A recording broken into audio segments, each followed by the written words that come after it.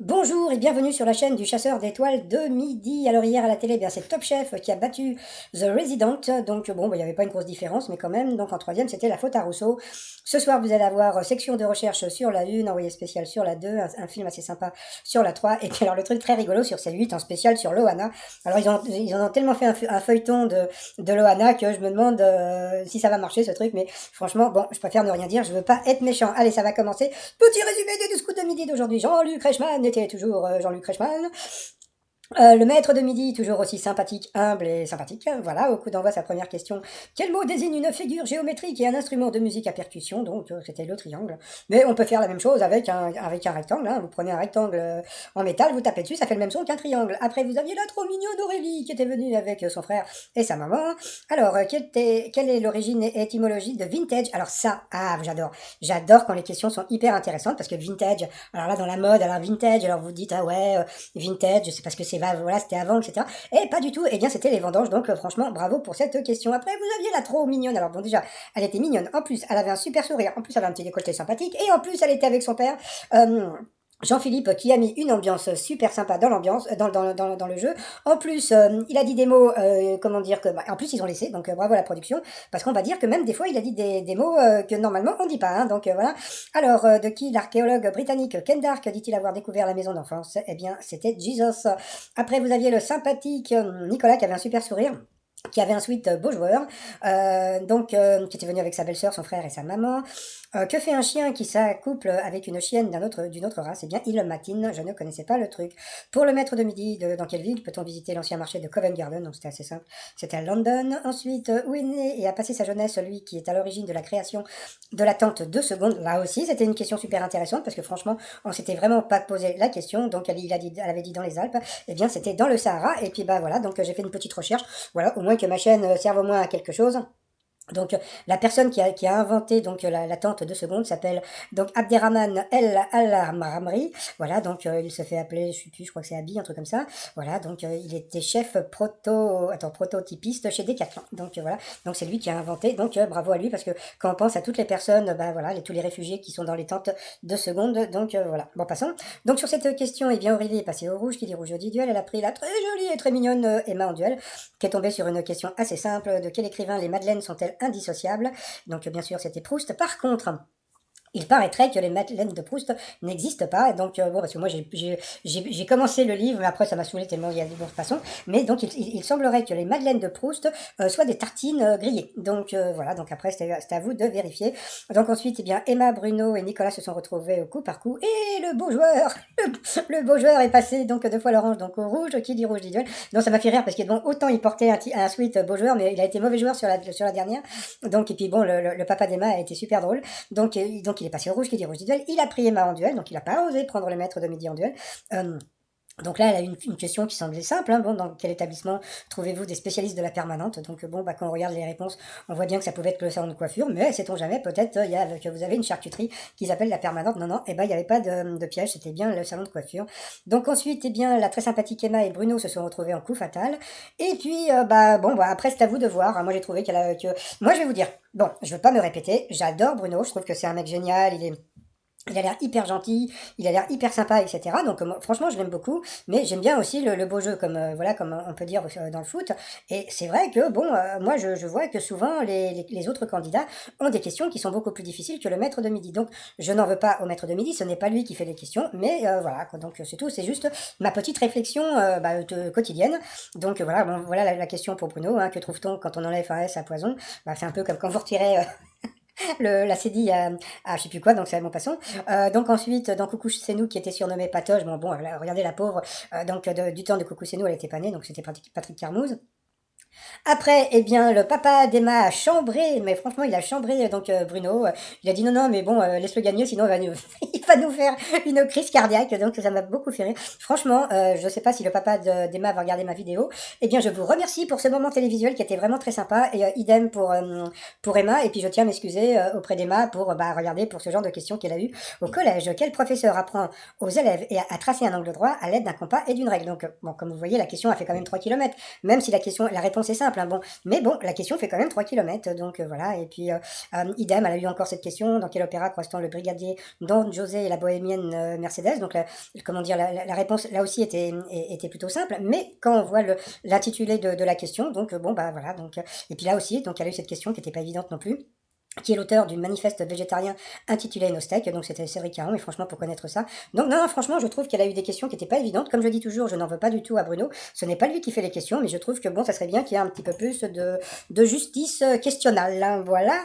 Donc, à la fin, bah, comme on peut voir, elle a Pépère, elle a Dudu, et puis comme on peut voir la tête comment dire, de Bruno, donc bon, bah voilà, donc on sent vraiment que c'est un mec gentil, voilà. Donc, bon, alors après, il a dansé, bien sûr, donc voilà. Ensuite, par rapport au coup de maître, quel petit rongeur a donné son nom à un matériel informatique bien pratique? Donc, bien sûr, c'est la souris. Là aussi, je ne lui en veux pas, c'est pas lui qui fait les questions. Quelle expression souligne un défaut dans une situation favorable? Donc, bien sûr, c'était une ombre au tableau. La guitare est un instrument qui appartient à des familles des cordes, voilà. Donc, troisième question facile. En 1969, qui chante Comme mon corps sur ton corps, lourd comme un cheval mort, ne sait rien, donne que je t'aime. Donc, bien sûr, c'était Johnny Hallyday. Donc, là aussi, c'était une question assez facile. Et puis, bah, à la fin, donc, bon, c'était une question facile.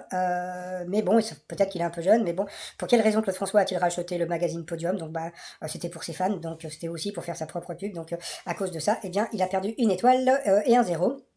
Donc voilà. Ensuite, bah, par rapport à l'étoile mystérieuse, eh ben, on peut voir en haut, bah, on peut voir une lampe de bureau. Eh bien, par rapport à tout ça, bah, moi, je pars sur Donald Trump. Bah oui, je vais pas changer mon fusil d'épaule, mais pourquoi Donald Trump? Alors, donc il est allé voir la reine plusieurs fois à Londres, donc voilà. Il a fait des émissions de télé, dont une émission qui s'appelle The Apprentice. Donc son parti, c'était le Parti républicain, dont l'emblème est l'éléphant.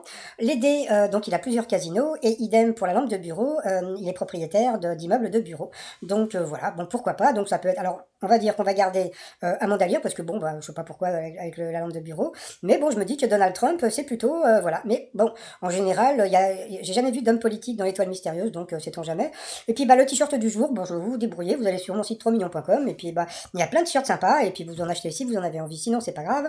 Et puis bah, sinon 224 780 € pour le maître de midi, qui nous fait toujours son petit point-point, et j'adore quand il fait ça. Et sinon, bah, pour les autres, je vous donne rendez-vous à la suite de cette vidéo pour vous faire le résumé avec ma voix normale. Et moi, je préfère avec ma voix de Shipman. Je trouve ça beaucoup plus rigolo quand je me réécoute.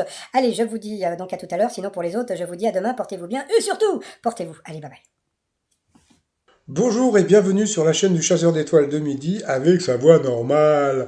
Bon bah aujourd'hui donc le maître de midi était toujours maître de midi. Sa première question, quel mot désigne une figure géométrique et un instrument de musique à percussion? Donc bien sûr c'était le triangle, ça commençait fort. Après vous aviez la mignonne Aurélite qui était venue avec son frère et sa maman. Quelle est l'origine étymologique de vintage? Eh bien, on a appris que c'était les vendanges, donc c'était vraiment une question intéressante. Après, vous aviez la très lumineuse et très sympathique Emma, qui arrêtait pas de rigoler, qui était venue avec son papa Jean-Philippe, qui a mis une ambiance de folie, qui a dit tout haut ce que beaucoup pensent plus bas, comme on dit. Donc voilà. Alors, sa question de qui l'archéologue britannique Ken Dark dit-il avoir découvert la maison d'enfance? Eh bien, c'était la maison de Jésus. Après, vous aviez le très sympathique Nicolas qui avait un très joli sourire, qui était venu avec sa belle-sœur, son frère et sa maman. Que fait un chien qui s'accouple avec une chienne d'une autre race? Eh bien, il matine.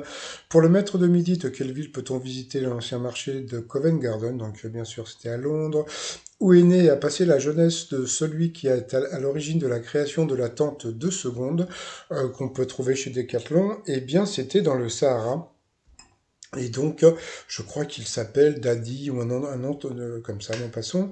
Donc, sur cette question, eh bien, Aurélie est passée au rouge, qui dit rouge dit duel. Elle a pris la mignonne Emma en duel. Bon, qui a une question facile, hein, de quel écrivain les Madeleines sont-elles indissociables? Donc, bien sûr, c'était les Madeleines de Proust. Ensuite, eh bien, Emma, Bruno et Nicolas sont retrouvés au coup par coup. Et puis, bah, Nicolas, qui avait un t-shirt beau joueur, et bah, a été un peu mauvais joueur à la fin. Mais bon, il était tellement sympathique, donc il est passé au rouge, qui dit rouge dit duel, il a pris Emma en duel, qui elle aussi est tombée sur une question assez simple. Dans quel établissement trouverez-vous des spécialistes de la permanente? Eh bien, bon, bah, c'était simple, hein, c'était le salon de coiffure. Donc ensuite, Emma et Bruno sont retrouvés en coup fatal, et puis bon, Voilà, moi je dis plus rien par rapport à ça. Donc après, c'est à vous de juger. Donc Bruno a gagné. On a pu voir que le papa d'Emma était très drôle. Donc il a dit non, non, laisse-le gagner, sinon il va nous faire une crise cardiaque. Donc c'était vraiment très rigolo. Ensuite, eh bien, bon, bah à la fin, donc voilà. Donc elle a pépère, elle a Dudu, elle a perdu. Donc voilà. Et puis le maître de midi, il a dansé par rapport au coup de maître. Quel petit rongeur a donné son nom à un matériel informatique, gna gna gna. Donc bien sûr, gna gna gna, c'était la souris. Quelle expression souligne un défaut dans une situation favorable, sortir de l'ombre, une ombre chinoise ou une ombre au tableau? Donc bien sûr, c'était l'ombre au tableau. La guitare est un instrument qui appartient à la famille des cordes. En 69, qui chante quand mon corps surmonte ton corps, lourd comme un cheval mort, ne sait pas, ne sait plus. Donc bien sûr, c'était Johnny. Que je t'aime. En passant, pour quelle raison Claude François a-t-il racheté le magazine Podium? Donc, vous aviez séduire une femme, accomplir un rêve d'enfant ou faire sa propre pub. Il a dit accomplir un rêve d'enfant, donc c'était faire sa pub.